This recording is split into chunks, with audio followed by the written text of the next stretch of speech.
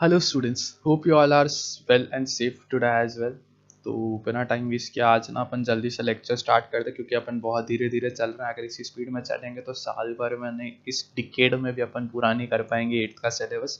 तो आज अपन बिना किसी टाइम वेस्ट करे डायरेक्ट स्टार्ट करते। कल अपन ने इरीगेशन के लिए पढ़ा था, है ना। इरीगेशन की दो तीन इंपॉर्टेंट चीज़ें कौन सी पढ़ी थी। आज थोड़ा सा और कलर चेंज करते हैं। अरे ये तो दिखेगा ही नहीं। ब्लू ही ठीक है। ठीक है, अपन ने क्या चीज पढ़ी थी कि क्या इरिगेशन क्या होता है। Supplying of water to the crop plants from the wells, canals और water reserves is known as irrigation. Irrigation का मतलब होता है पानी देना, चाहे फिर वो वेल से हो, बोरवेल से हो, कैसे भी हो, लेकिन क्रॉप्स को जो पानी देने का प्रोसेस है उसको कहते हैं इरिगेशन, है ना। इरिगेशन कितनी बार देना और कितनी देर तक देना वो किस पर डिपेंड करता है, क्रॉप से क्रॉप, कि कौन सी क्रॉप उगाई जा रही है।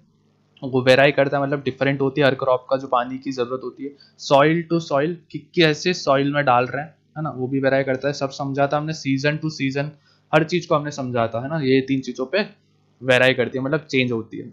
सबसे पहला है अपने पास में traditional method of irrigation.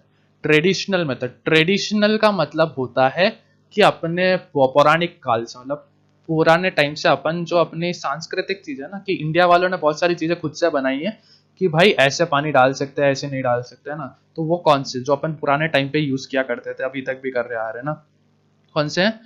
Different methods are used for lifting water up for irrigation the field in different regions of our country. अपने कंट्री के अलग अलग जगहों पे अलग अलग तरीके से इरिगेशन जो है वो किया जाता है, ठीक है। In some of the methods cattle or human labor is used. Such methods are cheaper but less efficient. These days, pumps are used for lifting water. Diesel, electricity, or even solar energy may be used to run pumps.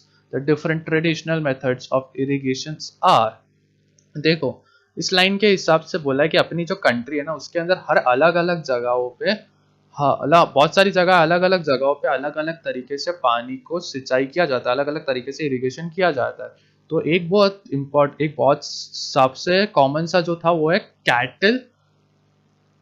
कहाँ है अपना pencil, कहाँ है। या तो cattle या फिर human labour. Human labour मतलब मजदूर रखे, या फिर कैटल जो भी अपने भैंस वगैरह होते हैं ना उनके थ्रू पानी डलवाना, पानी इरिगेशन वगैरह। लेकिन ये क्या होता है, काफी सस्ता तो होता है, चलो काफी सस्ता मान सकते हैं, डीजल वगैरह का पैसा बच जाता है ना। लेकिन ये साथ ही में काफी लेस एफिशिएंट है। अभी सोचो ना यार, एक आदमी से अगर आप पानी डलवाओगे वो बार बार कुएं से पानी निकालेगा, उसमें ही थक जाएगा। अपन आप मान लो 10 बाल्टी पानी कुएं से सिर्फ निकाल रहे हो, डाल नहीं रहे हो, सिर्फ निकाल रहे हो, उसी में थक जाओगे ना। फिर आप थके हुए वापस से धीरे से उसमें से निकालोगे, धीरे धीरे धीरे धीरे निकालोगे, फिर वापस बाल्टी लेके खेत में आगे जाके पानी डाल के आओगे। तो आप सोचो बहुत सारा टाइम वेस्ट होगा, बहुत कम पानी डाल पाओगे, खेतों में कंजूसी करते करते थकान की वजह से कंजूसिया करोगे कि यार ठीक है ना, इतना सा पानी में उग लेना वगैरह, है ना। तो ये सस्ता तो है काफी, जो अपना मजदूर वगैरह रख के, लेकिन काफी लेस एफिशिएंट। एफिशिएंट का मतलब होता है काम नहीं आ रहा किसी काम का, लेस का मतलब कम काम आ रहा है, ठीक है।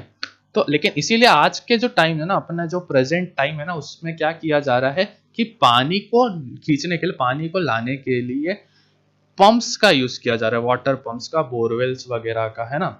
तो ये क्या चीज से चलता है जो पंप है ना, अपन ये डीजल से चल सकता है, इलेक्ट्रिसिटी से चल सकता है, या फिर सोलर एनर्जी भी आजकल यूज की जा रही है इन पंप्स को चलाने के लिए। आपने आराम से, आप अपने आसपास किसी भी खेत में जाओगे ना तो आप आराम से देख पाओगे ये सारी चीजें। एक बार ऑब्जर्व करना, ऑब्जर्व कर लो, एक बार चेक करके आना आपको क्या क्या चीजें जो अपन ने अब तक पढ़ी है ना उन सब के बारे में आप एक बार चेक करना, आसपास में 2-3 दिन का राउंड मार के आना, आपको हर चीज एक एक दिख जाएगी। सबसे पहला जो सिस्टम है वो है पुली सिस्टम और मॉट। पुली सिस्टम जानते हो। पुली का मतलब होता है एक, मतलब कि जो एक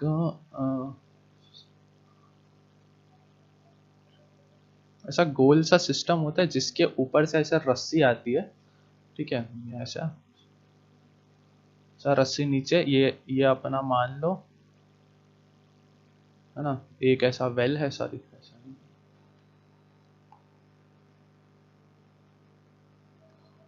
ये अपना एक ऐसा छोटा सा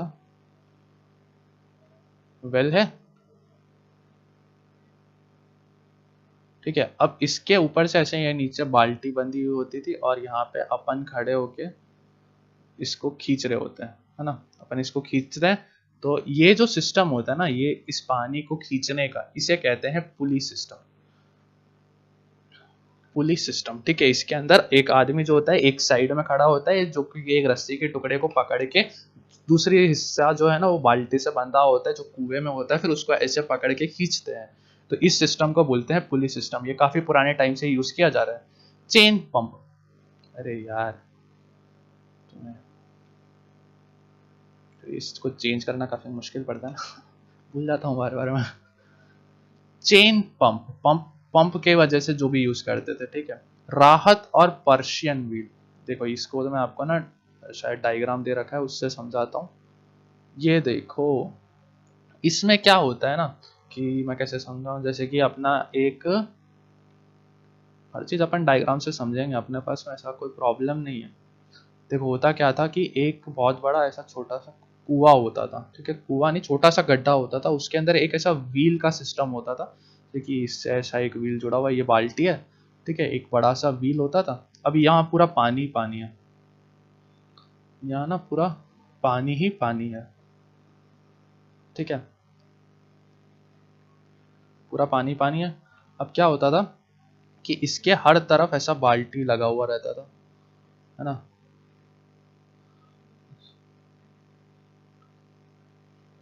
अब क्या होता था कि अपने जैसे कि पानी है, यहाँ से जैसे ये नीचे की तरफ घूम के जाता था, तो ये इसके अंदर पानी ऐसे ऊपर आते में ये भर जाता था, है ना। पानी ऊपर आते में भर जाता था और यहाँ से जो पानी है ना ये बाहर की तरफ निकल जाता था, तो ये वापस खाली हो जाता था।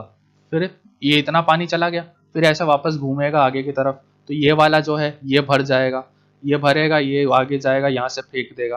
तो ऐसे लगातार बढ़ता रहता था और फेंकते रहता था ना। तो ये एक पानी का सिस्टम था जिसको क्या कहते थे, पर्शियन व्हील कहते थे।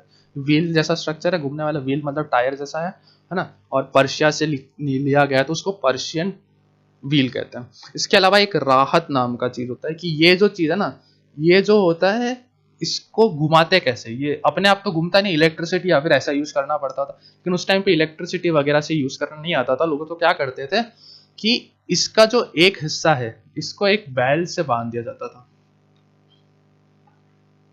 इसको ऐसा एक बैल से बांध दिया जाता था, है ना। तो बैल है मान लो, ठीक है। अब ये बैल ना अपने आप से जब पूरा ऐसा सर्कल घूमते थे ना, तो साथ में ये व्हील घूमता था। तो ये वाला सिस्टम जो था इसको बोलते हैं राहत। राहत तो जानते हो ना, अपना अपने हिंदी वर्ड है राहत, तो ठीक है, राहत या फिर पर्शियन व्हील कहते हैं। मिटा देता हूँ मैं इसको, डायग्राम को। डायग्राम से समझाने के लिए होता है ना, ऐसा सीरियस मत लिया करो कि सर कैसे डायग्राम बना लेते हैं, क्या गंदा गंदा डायग्राम बनाते हैं। मैं बस आपको अच्छे से समझाना चाहता हूँ। समझ गए ना कि क्या सिस्टम होता है ये? अज्यूम कर रहे हो ना अपने आप में कि हाँ कैसा एक स्ट्रक्चर होगा भाई जो घूमता होगा, पानी वानी भरता होगा। ठीक है, आगे चलते हैं। इसके बाद में अपना है चौथा,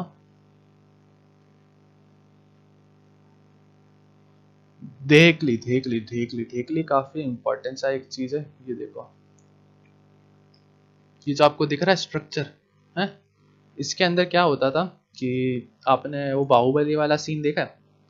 वो बाहुबली के एंड, बाहुबली वाली मूवी के एंड में नहीं होता, एक पेड़ को ऐसे पकड़ते थे, वो ऐसे मान लो कि एक ऐसा लंबा सा एक पेड़ है मान लो, है ना। इस पेड़ को इधर से ऐसा झुका देते थे खींच के एक रस्सी से, है ना। यहाँ झुक जाता था, फिर उसके ऊपर ऐसे प्रभास वगैरह बाहुबली वगैरह ऐसा खड़े होके ऐसा जोर से छोड़ देते, तो ऐसा जाके कूद के वो सामने वाले महल में घुस जाते थे, है ना। तो ऐसा कैसा सिस्टम होता है। लेकिन यहाँ पे प्रभास या फिर बाहुबली वगैरह की जगह यहाँ पे क्या एक बाल्टी लगा दी जाती है। बाल्टी लगा दी जाती है। अब बाल्टी की वजह से जब ये खींचते थे, और यहाँ पे नीचे क्या होता है, एक वेल होता है। वेल मतलब कुआं होता है। तो जब भी ऐसे इसको नीचे खींचते थे, अब पानी इसमें भर जाता था, तो उसको वापस खींचना नहीं पड़ता था। अब जैसे पुलिस सिस्टम में अपन को नीचे डालेंगे तो खींचना पड़ता है ना दम लगा के, अब इसमें खींचना नहीं पड़ता, तो छोड़ देते हैं। अब ये अपने प्रेशर से पूरी जगह फैल के पानी पानी भर देती है। तो इसमें बाल्टी नहीं, ज्यादा बड़ी से बड़ी चीजें को रखा जाता है ताकि बहुत सारा पानी एक साथ में अपन डाल सके। ये सिस्टम होता है, ठीक है। अब आगे समझते हैं मॉडर्न मेथड्स ऑफ इरिगेशन। कि नया तरीका, मॉडर्न का मतलब होता है नया, अपनी तरह मेरी और आपकी तरह मॉडर्न, है ना।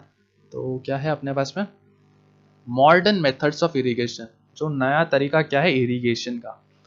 Once the water is lifted up, methods to use the water economically have been developed these days. Two of these methods are sprinkler systems and drip systems are described below. चलो मैं आज आपको समझा देता हूँ, book से अपन कल के दिन में पढ़ेंगे कि ये होता क्या है। देखो आप लोगों ने, अब अपन ने पानी तो ले लिया, ठीक है, इरिगेशन के मेथड से अपन ने जमीन के अंदर जो भी पानी था उसको बाहर निकाल दिया। अब ये जो पानी है ना, इसको लगातार बराबर एक एक जगह पे फैलाना पड़ेगा। तो आप लोगों ने शायद किसी गार्डन वगैरह में जा गए हो तो देखा होगा कि ऐसा पाइप वाइप कनेक्ट होके ना, एक ऐसा लंबा लंबा पाइप होता था। तो ये क्या, एक ऐसे खड़े हुए एक छोटे से पाइप से जुड़ा हुआ होता है, फिर ये पाइप आगे की तरफ चला जाता है, फिर ऐसे दो तीन ऐसे पाइप लगे हुए होते हैं। ये क्या करते हैं कि जब इनके अंदर प्रेशर आता है ना, प्रेशर से पानी आता है ना, तो इसके अंदर एक छोटा सा ऐसा एक स्ट्रक्चर होता है जो घूमता रहता है। अब ये घूमता रहता है ना, तो ऐसे बूंद बूंद करके हर जगह पानी गिरता रहता है, लगातार पानी आता है, इसके अंदर आया इसके अंदर आया, तो इसकी वजह से ऐसा घूमता रहेगा ना, तो पानी एक एक बूंद करके इधर इधर इधर इधर इधर इधर इधर ऐसे घूम गिरता रहता है ना। तो इस सिस्टम को बोलते हैं स्प्रिंकलर सिस्टम। क्या बोलते हैं, स्प्रिंकलर सिस्टम। मेरे को नहीं लग रहा कि आप लोगों को समझ में आया होगा। एक काम करते हैं, कल के लेक्चर में ना मैं आपको एक फोटो ला के दिखाऊंगा कि कैसा दिखता है वो, है ना। तो आज के लिए आप इसको देख लो, कल के लेक्चर में आपको ना फोटो दिखाऊंगा कि भाई ये क्या चीज होता है स्प्रिंकलर सिस्टम में। इसके अलावा एक ड्रिप सिस्टम है। ये ड्रिप सिस्टम, ये देखो, अब मान लो अपन ने लगा दिए 10 गमले, ठीक है, और अपने पास सिर्फ एक नल है।